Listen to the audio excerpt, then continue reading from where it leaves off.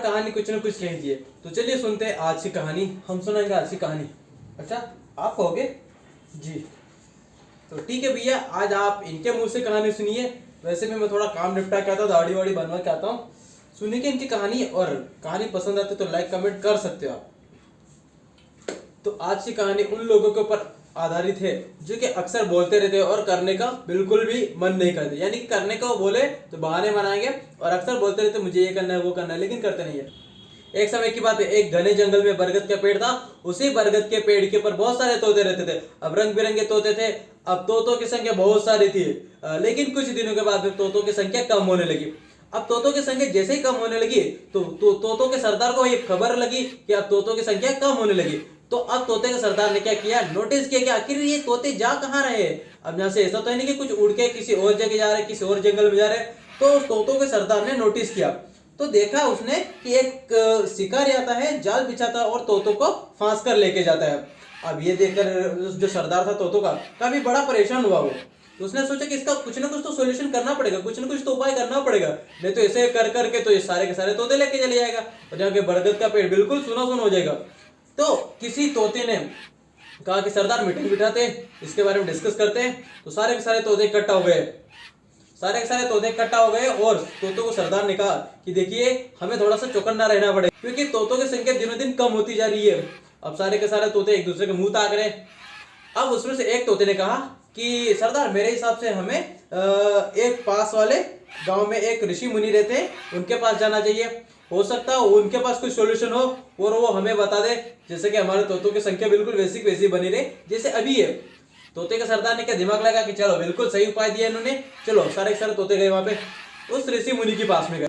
अब ऋषि मुनि के पास में जाके अपनी समस्या सुनाई कि देखो बहुत सारे तोते थे उस बरगद के पेड़ के ऊपर, लेकिन आजकल कुछ ही तोते बचे हैं।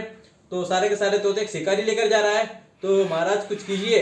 तो उस ऋषि मुनि ने कहा कि जैसे तुम्हें शिकारी दिखे, अब ट्विस्ट आएगा यहाँ से, तो जैसे ही शिकारी तुम्हें दिखे तो क्या कहोगे कि शिकारी आएगा, जाल बिछाएगा, दाना डालेगा, लेकिन कोई फंसना मत।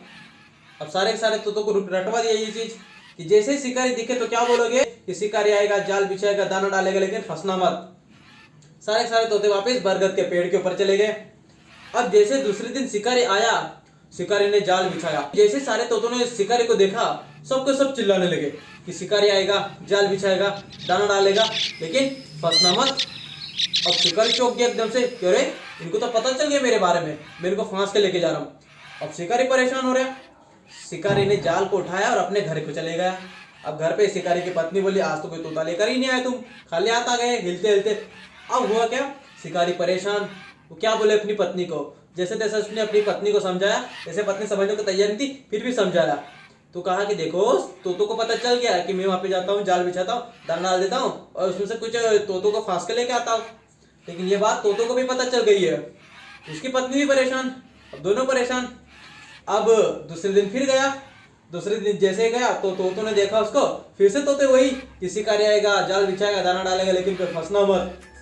अब हुआ क्या, अब शिकारी को लगा अब तो अपना धंधा चौपट हो ही गया, अब तो खाने के लाले पड़ जाएंगे। तो उसको भी किसी ने बोला कि जाओ पास के गांव में ऋषि मुनि रहते हैं, हो सकता है वो तुम्हारी समस्या का समाधान कर दे।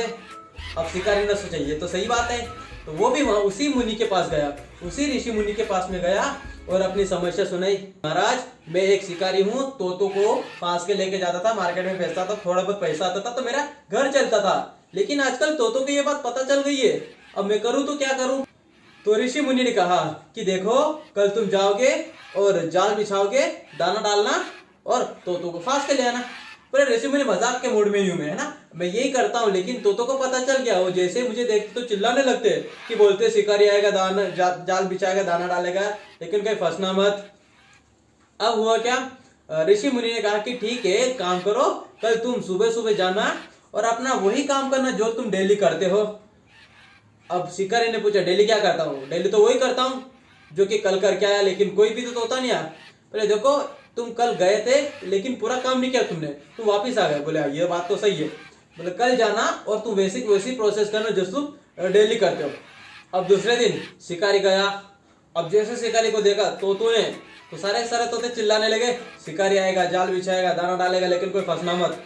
अब शिकारी ने उनको अनसुना कर दिया। शिकारी ने जाल बिछाया, उसके बाद में दाना डाला। अब जैसे दाना डाला तो सारे के सारे तोते आके उसमें बैठ गए। अब उसमें से कुछ तोतों ने ध्यान नहीं दिया, लेकिन कुछ तोतों ने जिन्होंने ध्यान दिया था वो उस जाल में आए, दाना खाने लगे। अब शिकारी चौंक गया, अरे ये तो उसमें आ गए। शिकारी ने फटाफट जाल को लपेट लिया और ले जाके बेचाया। फिर से वापस कहाँ बेचा? मार्केट में बेचा। अब पैसे आए, उसने अपने घर का जो भी राशन था खरीद लिया। अब वो शाम को घर पे जाके सोचे कि यार इन तोतों को पता था मेरे बारे में कि मैं जाता हूँ, जाल बिछाता हूँ, दाना भी डालता हूँ, और उन्होंने बोला था भी था कि फंसा के लेके भी जाता हूँ। लेकिन ये सब कुछ जानने के बाद भी उन तोतों ने मूर्खों जैसी हरकतें क्यों की? अब ये प्रश्न लेकर कहाँ गया? फिर से उसी ऋषि मुनि के पास गया।